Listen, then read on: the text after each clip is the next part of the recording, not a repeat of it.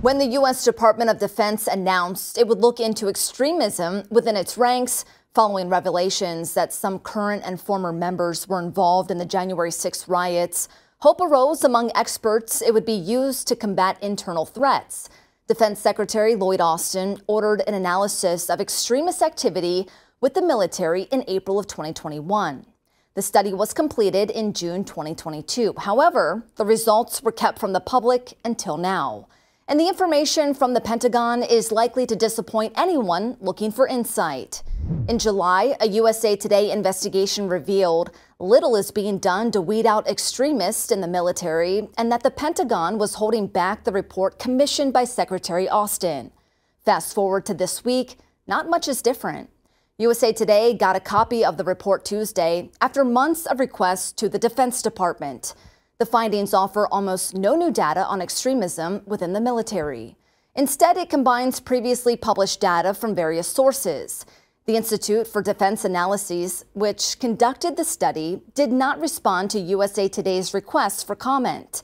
The authors of the report said extremism in the military is dangerous, but rare. They also noted that they found no evidence that the number of violent extremists in the military is disproportionate to the number in the U.S. as a whole. The IDA also noted that anecdotal accounts of military members' involvement in extremist events like January 6 can create the impression that the military has an extremism problem. They also warned that the DoD needs to take care in how it addresses accusations of extremism, saying, quote, "As the department responds to such events, it should remain cognizant of the fact that violent extremism does not appear to be any more prevalent among service members than it is in American society as a whole, and avoid steps that risk unnecessary polarization or division in the ranks," end quote. The IDA did note, however, participation rates in extremist events for former service members appears to be growing.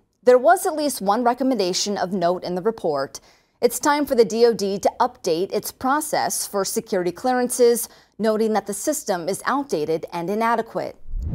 DoD's processes for awarding security clearances, assessing suitability, and granting access to facilities still focus on a significant extent on Cold War threats and threats related to global terrorism rather than the threat of homegrown extremism. The researchers recommend updating and standardizing security and suitability questions to ask directly about prohibited extremist activities.